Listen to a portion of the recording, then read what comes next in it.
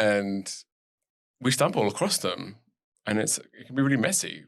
And hopefully you can do some rupture and repair work with clients on that. Say a little about rupture and repair for people. Who don't know. So that's when maybe there's been something that's happened in the therapeutic relationship where there's hurt feelings, for instance, like you felt misheard or judged by your therapist. And so, or you shared your shame and that you saw them not able to quite hold it.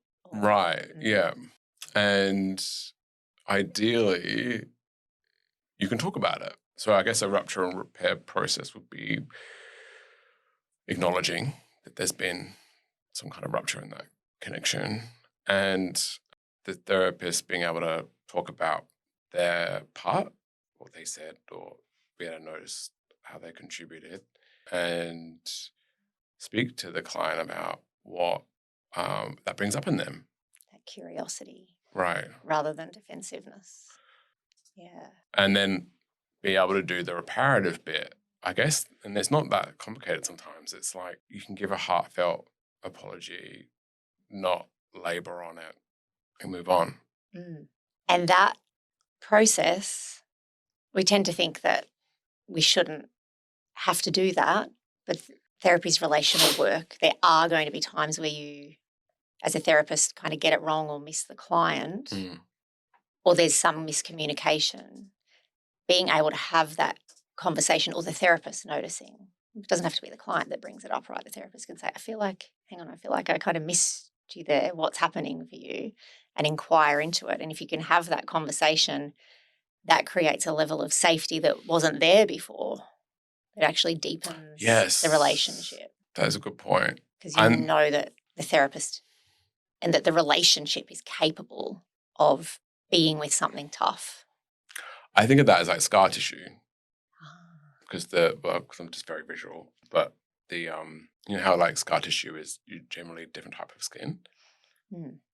Feels like it's tough. I don't know if it actually is tougher, but it speaks to that. I think that you feel like if there's been a rupture and repair that's gone, good enough, like it doesn't have to be perfect. That I know that if I was the client, that I can get it wrong, the therapist can get it wrong, we can talk about it in the moment. Doesn't necessarily have to be a big deal. And then, trust builds with that. Like it feels solid. Like you're like, this is a solid relationship. Like maybe I can share a bit more of myself. Yeah, we can have tricky conversations and move through it. So moving into our segment of therapy, obviously this is going to be a really short section of what therapeutic work can look like. And it's quite different to usual therapy with cameras, the recording, with people listening, potentially.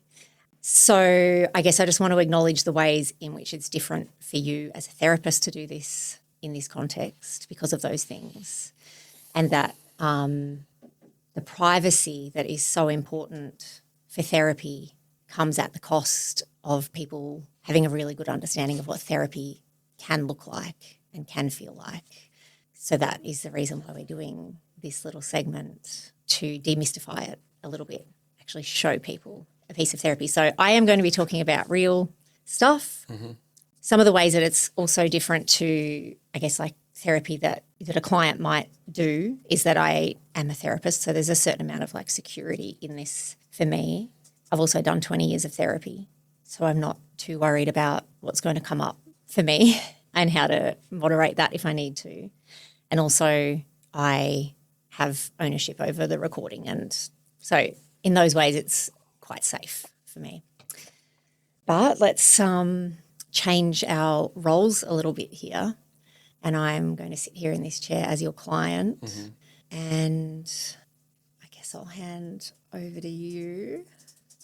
Sure. What feels important to talk about? It's interesting sitting with, as we've been talking about, the inner critic and shame and the connection between them. In some parts of my life, my inner critic is quite strong, and I think it comes out as perfectionism. And it's largely in my parenting. And I can feel that there's a connection in there to shame under that perfectionism. Are you saying that that's where it's showing up in parenting? Yeah.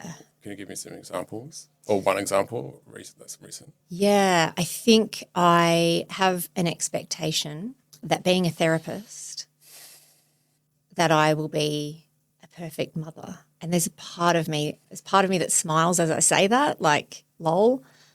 There's a part of me that actually believes that. There's like, you're doing that with your hand, like on the angle, like, do you know what that is? I think it's like there's a part over here saying no one's a perfect mother, and there's a part over here that's like you should be. But it's like, if I do that with my hand, it's like a pressure, like Oh my God. like being slammed with that expectation. It actually feels, as you name that, it actually feels like I am not only like laying down the law about how I should be as a mother. So there's a very stern part, very stern inner critic about this is how you should be. But at the same time, I'm like pushing something down. Like, What do you think that could be? I don't know, but I've got like a sick sort of feeling. I don't know why I'm laughing at that, but yeah. Okay, so it's the stomach coming up, something. Yeah, it's actually, I feel like I've got a bit of a bad taste in my mouth, actually. So it's sort of a sick feeling and then, yeah, something yuck. Okay, so if I invite you to like maybe your hand where you feel it, is it, there? It sort of feels like maybe it lives down here, but I'm feeling it more, moving up into my mouth. So if you just breathe into that sensation from just a few breaths. It's so bitter. It's like bile. Mm-hmm. And you're just letting it know that you notice it, whatever that is, that sensation. You don't need to interpret it or judge it. Actually, I feel sad. Mm-hmm. So let that sadness know you notice it too. There's a bitterness, there's a sadness. Yeah.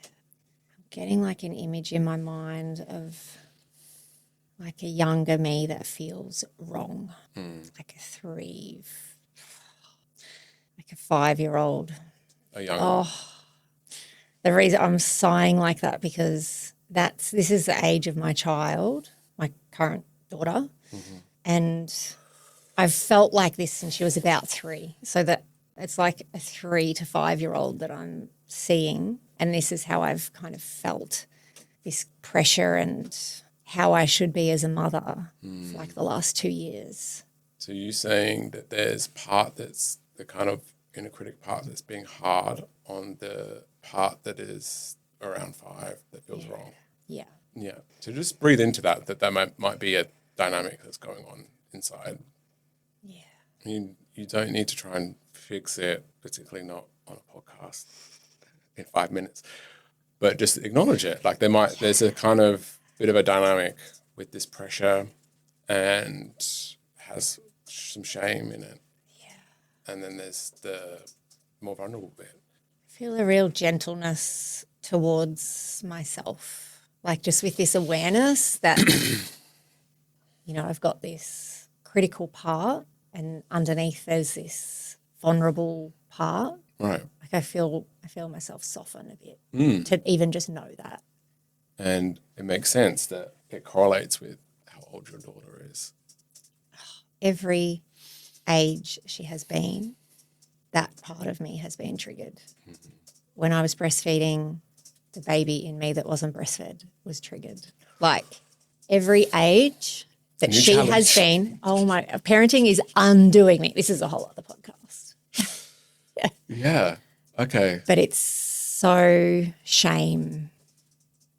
And then there's external things like being a single mother. I'm internalizing that patriarchal stuff as well. That's part of you got to be the best single mother there ever was to make up for what society tells you is a deficit. Yes. Yeah. It's a lot. Yeah. A lot of pressure. Yeah, I just feel, the word that just keeps coming to my mind is I feel more gentle. I feel this, even my hand, I don't feel like being as like, it's more like. Gently slamming. Just a gentle pressure. No. Yeah, it's not. That doesn't feel like the movement now. It's a more soft, even like that maybe. Yeah.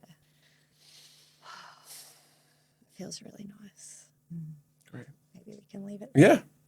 I'd love to chat about what kind of came up and how you guided that exploration.